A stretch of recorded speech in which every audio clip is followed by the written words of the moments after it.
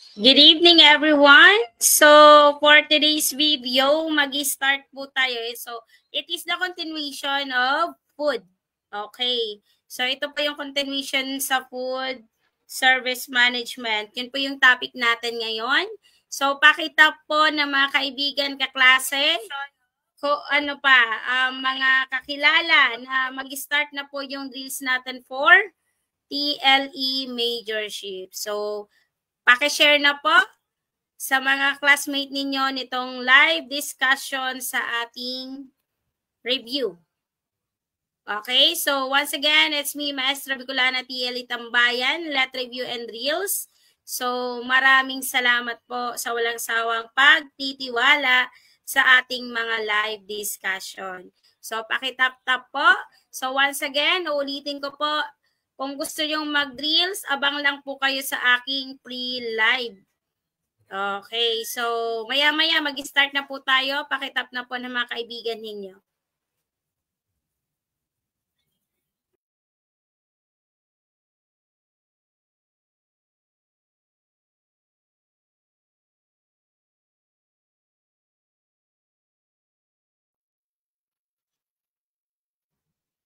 Ayan, kumustang lahat? Shout out kay Ma'am Christine Talagtag.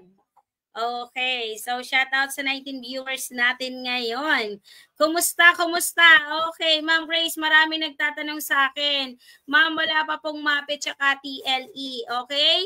So just wait. Pwede po kayong mag-wait. Hintay-hintay lang po sa update ni PRC kung kailan ang filing sa ating majorship. Ayan. So, maya-maya start na po tayo. Teachers, kaya pa ba? Ayan, lalaban para sa 3 letra. Okay. Lalaban tayo sa 3 letra. Ano yung mga 3 letrang yon? Is it from the start with L, P, and T? So, the word LPT. So, start na tayo habang ano po, hinihintay natin yung ibang sasalo sa ating live discussion. Okay, so start na tayo, teachers. Ready na ba sa first question?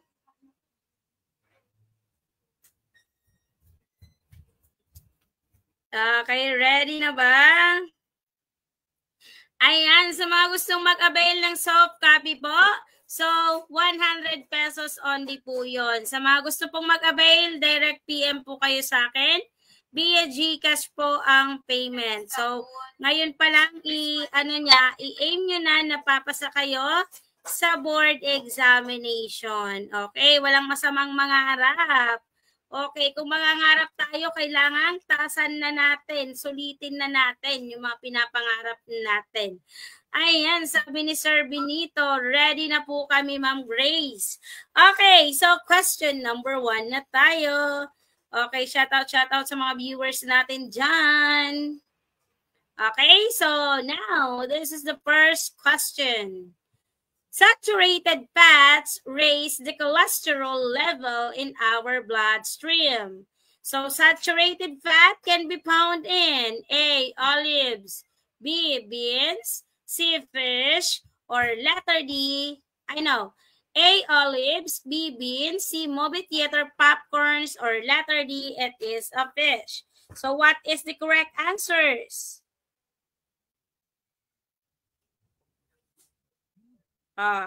It talks about the fats raise the cholesterol level in our bloodstream. So, ang tinatanong po is saturated fats. So, anong sagot? It is at alpha, beta, Charlie, or delta. So, what is the correct answer? Future LPTs, saan makikita ang saturated fats? Saan po ba makikita yon? Sabi ng iba, fish po, teacher. Fish kaya? How about yung iba? Tingnan natin. Okay, shout out kay Ma'am Marcel Lozano Gobat from Hong Kong. Ayan, si Ma'am isa sa magtitake SPLE. Yung iba mga nakapasa na. So, yung mga nag-take din ng June na SPLE na mga nag-take sa Riyadh, sa Saudi. Okay, so hati-hati ang ang sagot ng madlang people. May sumagot ng letter C, letter D, B, and A. So what is the correct answer? So ayan, once again, ulitin ko po, future LPTs, okay lang po kung mali yung sagot ninyo as long as na i-correct po natin. Okay? The more na nagkakamali tayo, the more na natututo tayo. At pag sumakit ulo nyo sa board exam, sa question na to, sa mga pinapadrills ni Teacher Grace, so ibig sabihin gumagana ang inyong mga brain cells. Okay. So ayan, teachers, the answer here is movie theater popcorn. Kasi ang tinatanong po is saturated fats. Okay. Anong meron sa movie theater popcorn? So, lagi nyo pong tatandaan, teachers. Okay, the correct answer is letter C. It is Charlie. Ano nga po ulit? Charlie. Letter C. Ibig sabihin po niyan, TLE Warriors.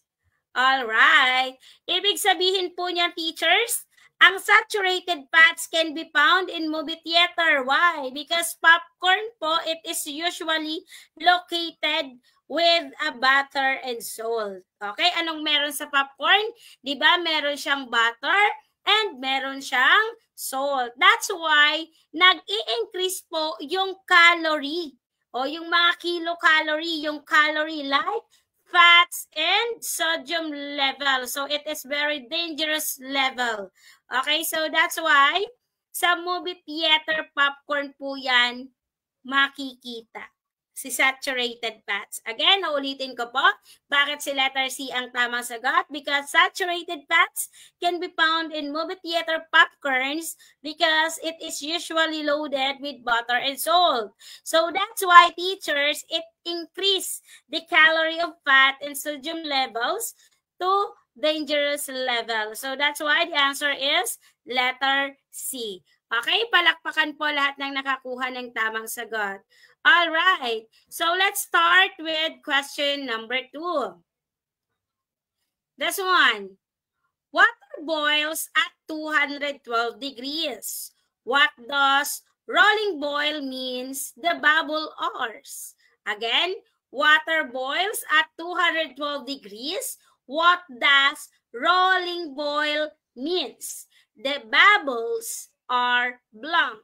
Anong mangyayari daw po pag ang nasa nasa 212 degrees? Anong mangyayari? Ito ba ay si alpha, rolling non-stop? Ito ba si letter B, forming rapidly and cannot be stopped when steered? Or si C, forming slowly and can be stopped when steered? Or letter D, spilling out of a container? So what is the correct answer in question number 2? Ayan. Nakikita po ba yung pinaka-main question? Nakikita po? Ayan, very good.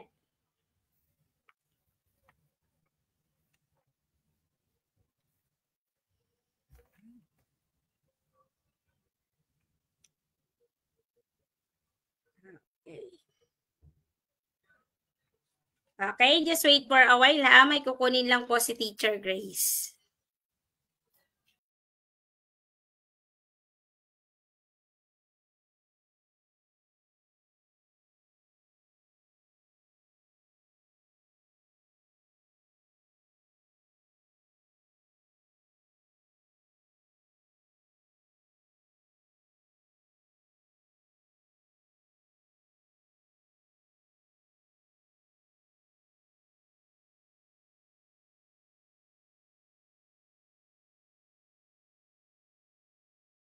Very good, teachers. The answers is letter B. Okay, what is the correct answer? The answer is letter B. B is the correct answer. Okay. So the answer is forming rapidly and cannot be stopped when stirred. Okay. So that's the correct answer, teachers. Okay. So naunawaan po ba? Okay. So explain na po natin bakit si letter B ang tamang sagot. Bakit si letter B ang tamang sagot kaya? Okay. So teachers, lagi niyo pong tatandaan, B is the correct answers. Why? Because when we stirred or when the water reaches a rolling boil, it means the boil is so aggressive. So that it cannot be disturbed or disrupt by stirring. So or by dropping ingredients into a water. So that's why letter B is the correct answer. So pag ang ingredient po are added, inilagay natin sa rolling boil. So yung water po doon is so hot and so agitated. So that's why it is actually stay on the boils unless the heat is turned down or a high volume of ingredient is added. Okay pa? So the answer is letter B. Okay, babalikan. Ayan, hindi na beta, babalikan. Okay, let's start with question number 3. Which of the following ingredients will use creaming method? Ito sa creaming method. Anong ginagamit natin? Na-discuss to ni Teacher Grace kanina. Okay? So, ang tanong is, which of the following ingredients will use creaming method? So, na-discuss ko to or na-explain ko po ito sa mga TLE notes na ibinablog ko po. Tama po ba? So, I am teachers. Which of the following is the ingredients we'll use in creaming method? Is it okay, is it alpha? Okay, butter, flour, and egg. Is it a flour, butter, and egg? Is it a butter, egg, and sugar? Or flour, butter, and sugar? So what is the answers? And question number 3.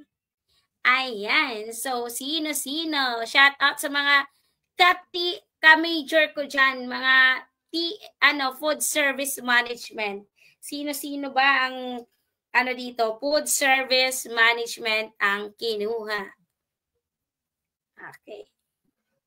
So what is the correct answers?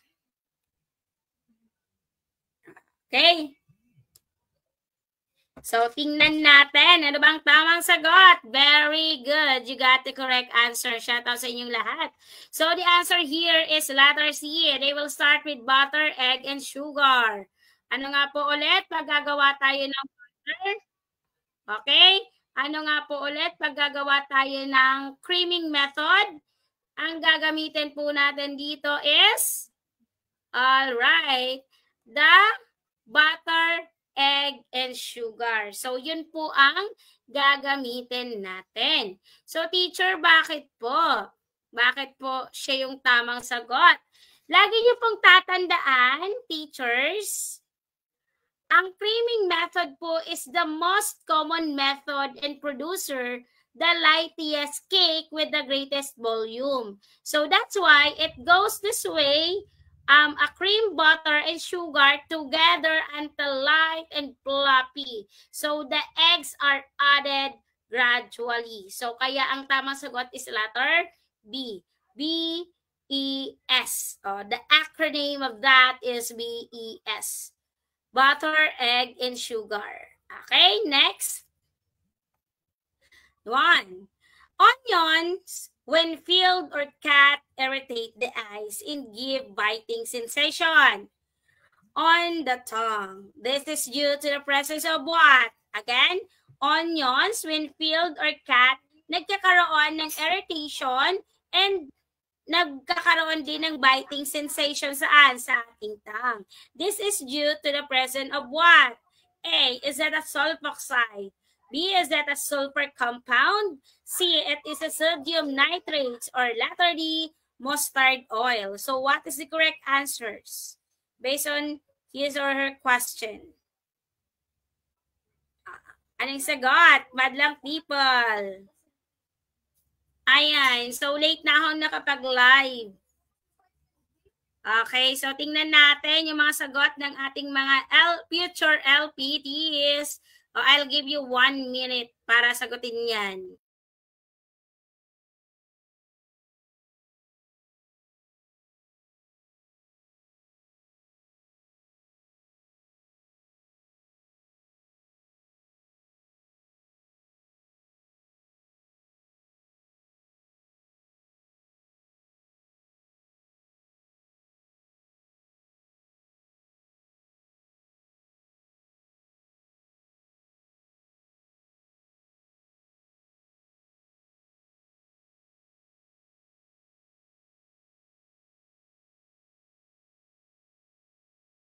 Okay.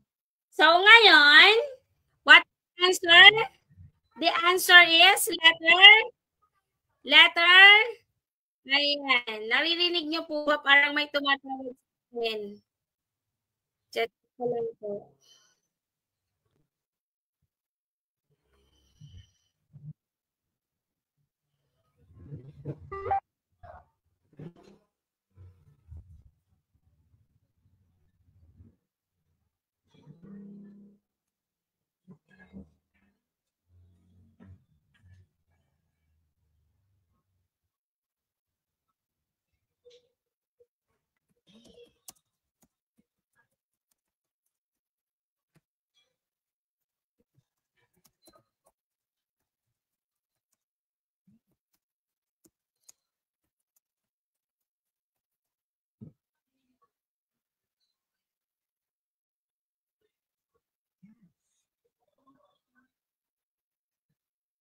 Okay, very good. Okay, the answer is sulfur compound. Pasensya na po ha, medyo may inasikaso lang po. Okay? Okay, so now, very good. The answer is sulfur compound. Okay? Okay, so ngayon, explain na ni teacher. The answer is letter B. Okay, letter B is the correct answers. Okay, bakit sa sulfur compound? Tandaan nyo po, onions contain sulfur compound. They are acted upon by the enzymes and the tissue. So that's why, pag tayo nagbalat ng onions or cut, eventually they produce a volatile sulfur compound. So that's why na-irritate yung mata natin and give biting sensation on a tongue. So that's why letter B is the correct answers. Okay? So next, we proceed to the question number 7. Okay? The practice of adding baking soda when cooking vegetable for the purpose of retaining the green color. The crispness should be avoided primarily because A, the flavor of the vegetable is modified. B, C is destroyed in the presence of alkali. C, they become less palatable. D, they become hard digest. So, pili kung ano yung tamang sagot. So, ayan, bibigyan ko kayo ng ilang minuto para sagutin yan.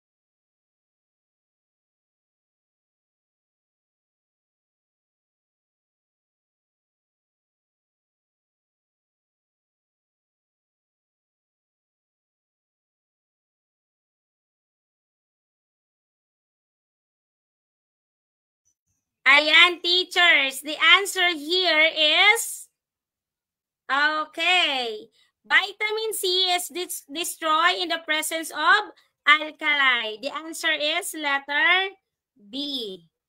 Ano nga po ulit? The answer is letter B. Okay, B is the correct answers. Okay. Vitamin C is destroyed in the presence of alkali. So, at one time po, pag sa baking soda was used in the cooking water of green vegetables po to preserve their color, that's why the practice po was discontinued. However, when it was discovered, so that's why the baking soda destroyed the vitamin C contents of the vegetables. Okay, next question. Ayan. To minimize meat shrinkage and retain much of its nutritive value, the best cooking temperature, A, most heat, B, low heat to moderate heat, or C, high heat, or letter D, dry heat. To minimize shrinkage and retain much of its nutritive value, the best cooking method, A, most heat, B, low to moderate heat, C, high heat, or letter D, dry heat. Okay, so what is the correct answer, teachers?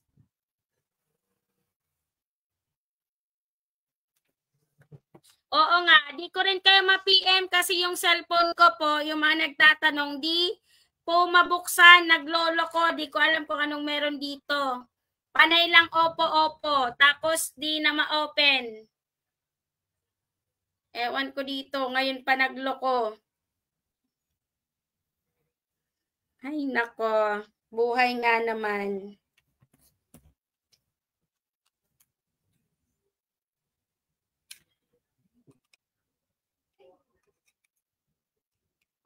Riza, ay B, pahiram mo na nga ako nung ano mo, charger mo. B. Di gumagana charger ko.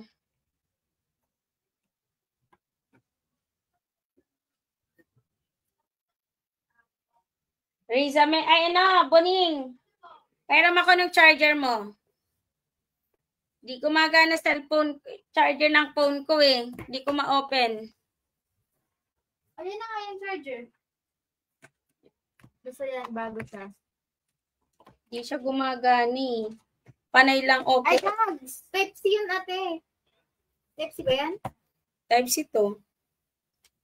Abi, baka mamahal ka yan, Type-C. Ayun, Type-C yun. Okay. So, what is the answer here? It is a moist heat method. Sinong sumagot ng ano? Sinong sumagot ng high heat or dry heat? Okay. So, ayan. Thank you so much. Walang ano man sa mga pre-drills natin. So, ayan. Kung gusto nyo mag-send ng star, send lang kayo ng star. Kung gusto nyo naman bumili ng soft copy, reviewer, worth of 100 pesos, malaking tulong na po yun sa akin. Pangdagdag sa wifi. Pambayad sa wifi. Yung mga gusto lang pong mag-avail. Okay, teachers? Okay. Sinong mga sumagot ng letter A? Palakpakan. Teachers, the answer here is moist heat method. Nakulangan lang ni teacher to ng I. Oh. Minsan talaga nagkakaroon ng typographical error. Okay. So, to minimize shrinkage and retain much of its nutritive value, the best cooking temperature is A, moist heat method, B, low to moderate heat, high heat, or dry heat. So, teachers, the answer is letter A. Oh, ayan. Kinorek ko na ha. It is moist heat method. So, teachers, bakit moist heat method po? At because moist heat refers to a cooking with added liquid or steam. Tama po ba? So, that's why moist heat method include braising, simmering, and stewing. Ano nga po yung mga nasa sa moist heat method? We prepared a braising, simmering, and stewing. Okay? Next question. Hala, yung phone ko naglolo ka. Ayan. What does proofing means? Bakit nagkakaroon tayo ng proofing? A. Weighing the dough to make sure loaves are the same size. Or letter B. Letting the yeast grow to produce carbon dioxide. Letter C. Testing cakes for doneness. D. Brushing rising loaves before baking with egg whites for a shiny glazed finish. So what is the correct answers in question number? Anong number na tayo? Number 7. Okay? Hello, what happened to my phone? Naglolo ko siya.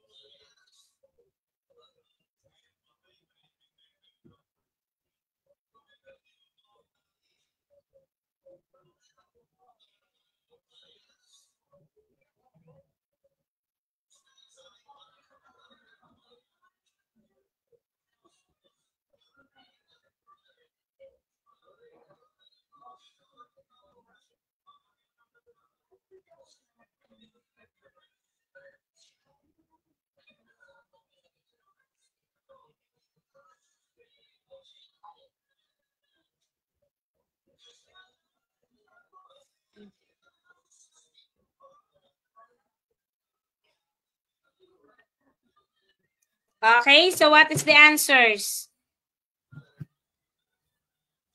What is the answers?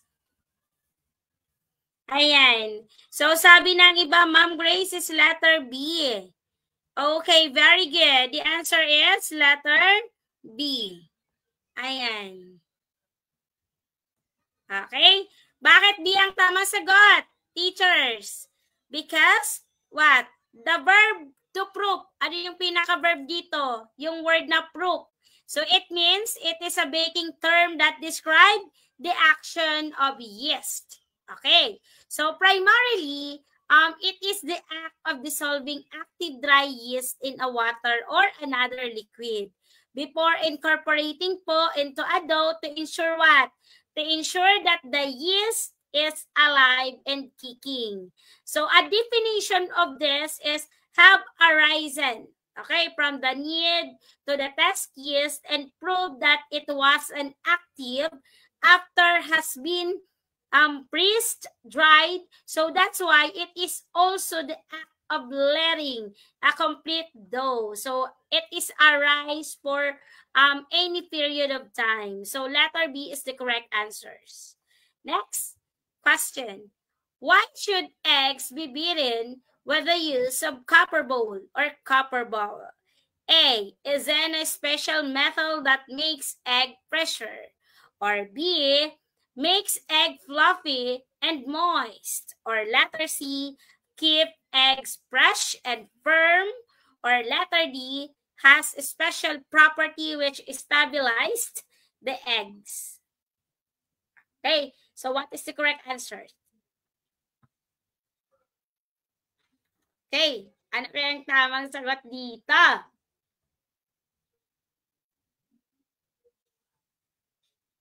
What is the correct answers? Wala, nagluloko na ang aking cellphone. Guys, oh, open lang siya ng open, di siya ma-on. Di ko kayo ma-replyan. Sira na ang aking phone. Patay tayo.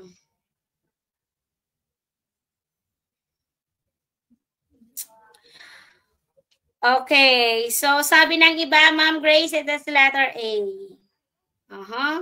Yung iba naman letter D. Tingnan natin yung mga ibang kasagutan ng ibang estudyante.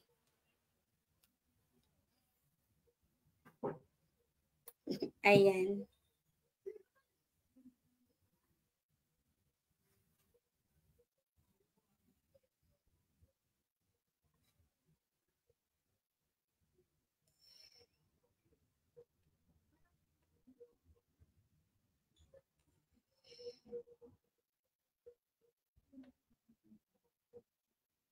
Okay, so what is the answers?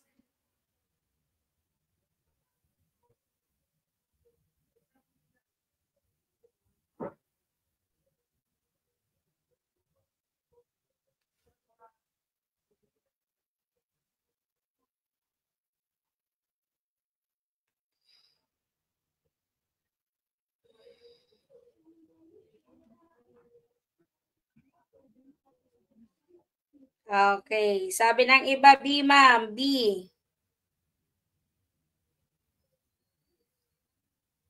Okay, so explain na natin para masigurado natin yung sagot. Okay, the answer here is letter? Okay. Anong sagot? Letter D. Has a special property with stabilized the egg. Okay, stabilize the egg. Okay. So now, teachers, bakit letter? Letter D is the correct answers. Okay, makinig.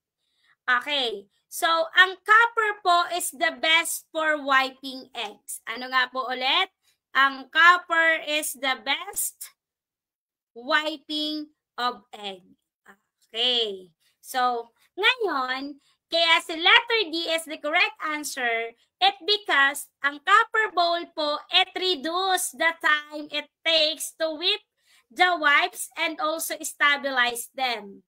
So, yung stainless steel po kasi teachers, pag yun naman ang ginamit natin, when we use the cream of tartar and sugar, it is also does a good job of wiping and stabilizing the egg whites. Okay, pag gagawa tayo ng cream of tartar. So, it means don't use aluminum bowl as it gives the beaten of egg whites as a grayish thing as some of the aluminum po does come up during the beaten egg. So, yung white or grayish thing po as some of aluminum does come up during a beaten. So that's why yung plastic po and glass are that good surface. Either ito yung tinatawag natin as the white tends to slip down. So the side of the bowl po, kung plastic ang ginamit natin, it attracts grease before of porous surface. So kaya si copper bowl ginagamit natin has a specialty property with the stabilization of the egg. Okay? Next, what do you call the purable mixtures of flour, liquid, and other ingredients? What do you call the purable mixtures of flour, liquid, and other ingredients? A, dough. B, butter. C, cream. D, syrup. What is the answers? Ayan. What is the answer, teachers? What is the answer po? Ayan. I hope walang magkakamali sa question na to, teachers, ha?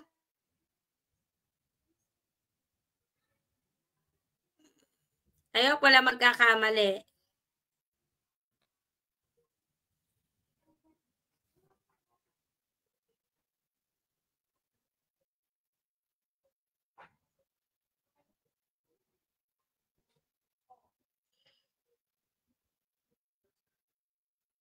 Okay. So, tingnan natin kung sino-sino yung mga nagkakamali dito. Ayan. Tingnan natin yung iba na sumagot. Hintayin natin.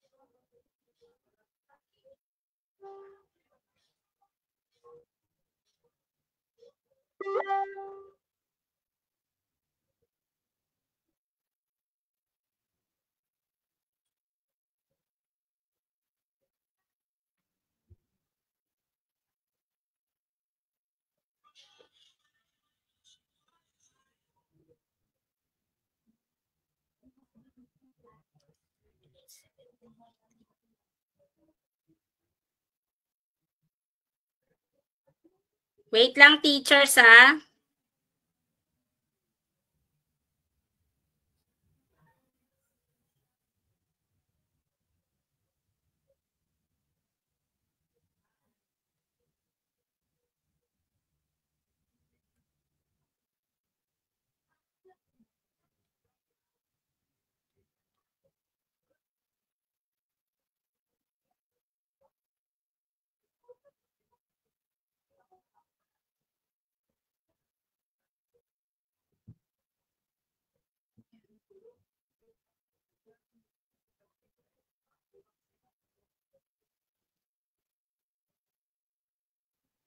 Okay.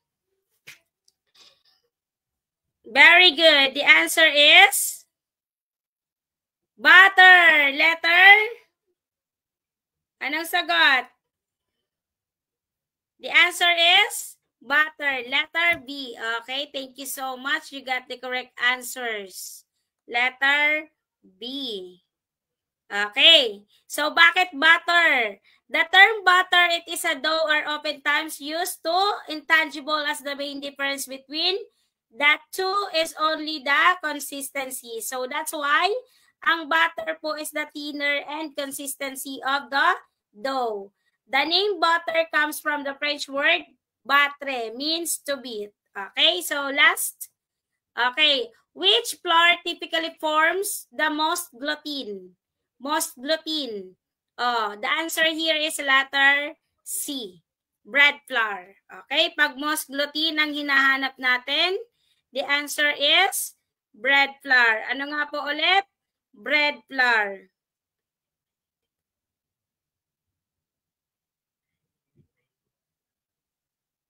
Okay.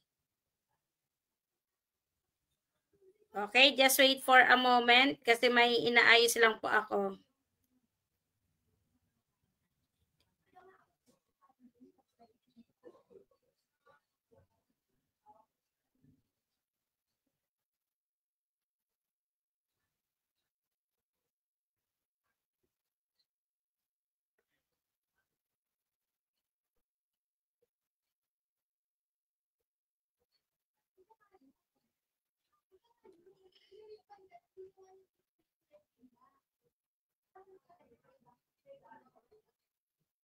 Okay. So, anong sagot? Letter? C, bread flour. Okay. So, pasensya na po, teachers, ha. Medyo na-busy ako. May inasikaso lang ako at yung cellphone ko is naglolo ko. Ayan. Okay. So, thank you so much po. I hope natuto po kayo.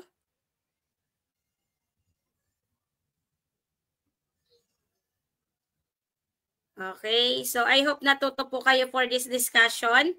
Thank you so much po. If you want to avail a soft copy, it is worth of 100 pesos. So PM na lang po kayo if you are interested. Sa gusto pong mabalikan ng ating drills ngayon, ano po sa YouTube channel, Maestro Bicolana TLE Tambayan. So thank you so much and God bless po sa lahat. Don't forget to like, share this video discussion. Okay, so tomorrow po we have drills again.